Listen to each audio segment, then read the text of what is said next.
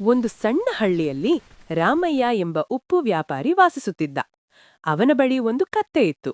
ಆ ಕತ್ತೆ ಪ್ರತಿದಿನ ರಾಮಯ್ಯನ ಜೊತೆ ಹಳ್ಳಿಯಿಂದ ಪಟ್ಟಣಕ್ಕೆ ಉಪ್ಪಿನ ಚೀಲಗಳನ್ನು ಹೊತ್ತು ಹೋಗುತ್ತಿತ್ತು.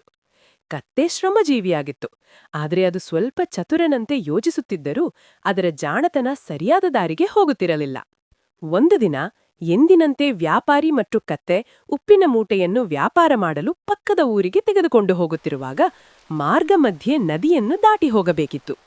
ನದಿಯೇನು ತುಂಬಾ ಆಳವಾಗಿರಲಿಲ್ಲ, ಆದರೆ ಕತ್ತೆ ಕಾಲು ಜಾರಿ ನೀರಿನಲ್ಲಿ ಸ್ವಲ್ಪ ಬಿದ್ದಿತು. ಅದರ ಬೆನ್ನಿನ ಮೇಲಿದ್ದ ಉಪ್ಪಿನ ಚೀಲಕ್ಕೆ ನೀರು ತಗುಲಿತು. ಉಪ್ಪು ನೀರಿನಲ್ಲಿ ಕರಗಿ ಹೋಯಿತು. ಚೀಲ ಹಗುರವಾಯಿತು. ಕತ್ತೆ ತಕ್ಷಣ ಗಮನಿಸಿತು, ಅಯ್ಯೋ, ಈಗ ಹೊರೆ ಕಡಿಮೆ ಆಯಿತು.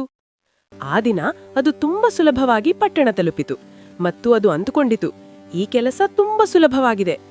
ಮುಂದಿನ ದಿನ ಕತ್ತೆ ಉದ್ದೇಶಪೂರ್ವಕವಾಗಿ ನದಿಯಲ್ಲಿ ಬಿದ್ದುಕೊಂಡಿತು. ಮತ್ತೆ ಉಪ್ಪು ಕರಗಿತು, ಹೊರೆ ಹಗುರವಾಯಿತು. ರಾಮಯ್ಯ ಇದನ್ನು ಗಮನಿಸಿದ, ಆದ್ರೆ ಏನೂ ಹೇಳಲಿಲ್ಲ.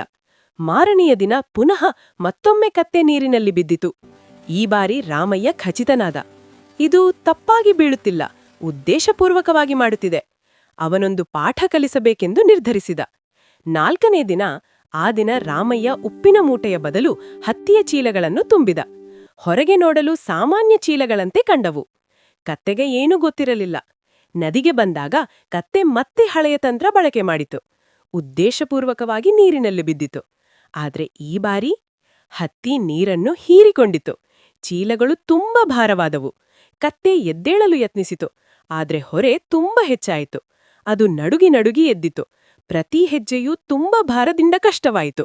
ರಾಮಯ್ಯ ಶಾಂತವಾಗಿ ಹೇಳಿದ, ಅಯ್ಯ ಕತ್ತೆ, ಚತುರತನವನ್ನು ಸರಿಯಾದ ದಾರಿಗೆ ಬಳಕೆ ಮಾಡಬೇಕು. ಮೋಸದಿಂದ ಕೆಲ ದಿನ ಲಾಭ ಸಿಗಬಹುದು, ಆದ್ರೆ ಕೊನೆಯಲ್ಲಿ ನಷ್ಟವೇ ಹೆಚ್ಚು. ಕತ್ತೆಗೆ ತನ್ನ ತಪ್ಪು ಅರಿವಾಯಿತು. ಅದು ನಾಚಿಕೆಪಟ್ಟು ಮುಂದೆ ನಡೆದು ಹೋಯಿತು. ಅಂತಿಮ ಪಾಠ. ಆ ದಿನದಿಂದ ಕತ್ತೆ ಮತ್ತೆ ಎಂದಿಗೂ ನದಿಯಲ್ಲಿ ಉದ್ದೇಶಪೂರ್ವಕವಾಗಿ ಬೀಳಲಿಲ್ಲ. ಅದು ಪ್ರಾಮಾಣಿಕವಾಗಿ ಕೆಲಸ ಮಾಡತೊಡಗಿತು. ರಾಮಯ್ಯ ಕೂಡ ಸಂತೋಷಪಟ್ಟ. ತಪ್ಪು ಮಾರ್ಗದಲ್ಲಿ ದೊರೆಯುವ ಸಣ್ಣ ಲಾಭ ಮುಂದಿನ ದೊಡ್ಡ ನಷ್ಟಕ್ಕೆ ಕಾರಣವಾಗುತ್ತದೆ. ಕಥೆಯ ನೀತಿ: ಚತುರತನವನ್ನು ತಪ್ಪು ದಾರಿಗೆ ಬಳಕೆ ಮಾಡಿದರೆ ಅದು ಮೂರ್ಖತನವಾಗುತ್ತದೆ.